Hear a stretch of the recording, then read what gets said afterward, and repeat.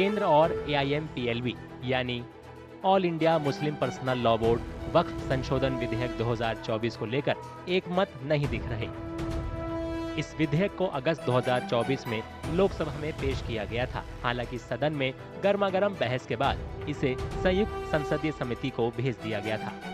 वक्फ board के संचालन और संपत्ति प्रबंधन को विनियमित करने के मकसद से इस विधेयक को लाने के बाद देश भर में विरोध प्रदर्शन शुरू हो गई। AIMPLB ने इसे संविधान पर हमला और मुसलमानों को निशाना बनाने वाला कदम बताया। हम लोग का यह मानना है कि ये बिल औकाफ के इंटरेस्ट में नहीं है बल्कि उसके ख़िलाफ़ है और वक्फ मुसलमानों का अपना एक मजहबी मामला है, लिहाजा उसमें किसी किस्म का इंटरफेरेंस काबिल कबूल नहीं है। आपने देखा कि तमाम मुसलमानों ने उस पर पूरी तरीके से अमल किया। इसका मकसद ये है कि हम लोगों की आवाज़ और इसकी गूंज पार्लियामेंट तक पहुँचे और पार्लियामेंट से इस बिल को पास ना कराया जाए। तमिलनाडु विधानसभा ने एक प्रस्ताव पारित कर केंद्र से वक्फ संशोधन विधेयक 2024 को वापस लेने की गुजारिश की है। इसमें दलील दी गई है कि ये मुसलमानों से संविधान के अनुच्छेद 26 के तहत उनकी भूमि, संपत्ति और धार्मिक अधिकार छीन लेगा।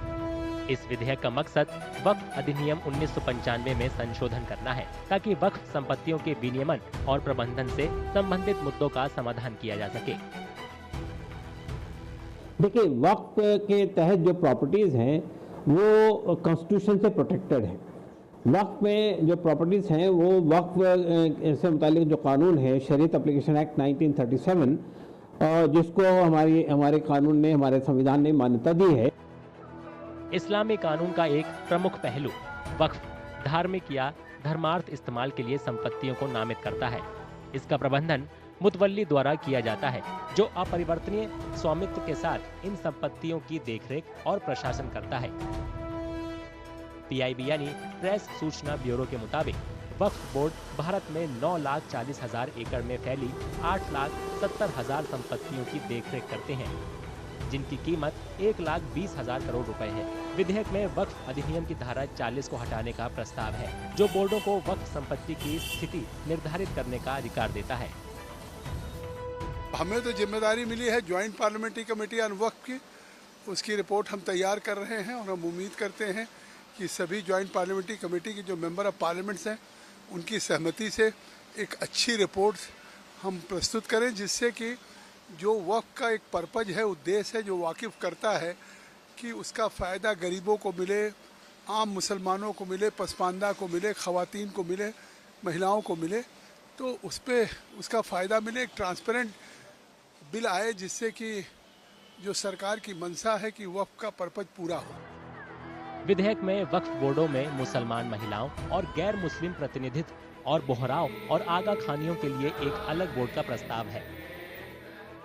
ये विधेयक जिला कलेक्टरों को वक्फ संपत्ति विवादों पर अधिकार देता है और वक्फ बोर्ड की शक्तियों को सीमित करने के लिए 40 संशोधन पेश करता है जिससे देश भर में 8,70,000 से ज्यादा अचल और 16,000 चल संपत्तियों का प्रबंधन करने वाले 32 बोर्ड प्रभावित होंगे।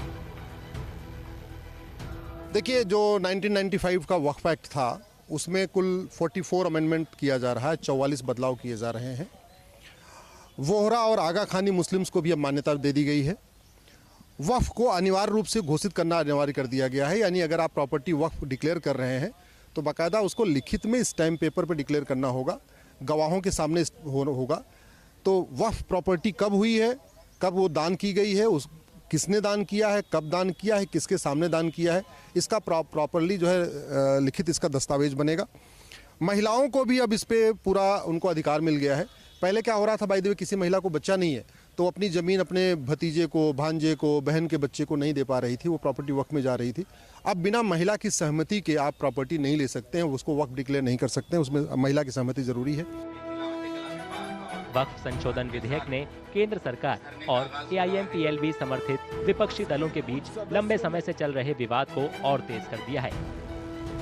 केंद्रीय गृह मंत्री अमित शाह ने शुक्रवार को मौजूदा संसदीय सत्र में विधेयक को फिर से पेश करने की योजना को दृढ़ता से उठाया।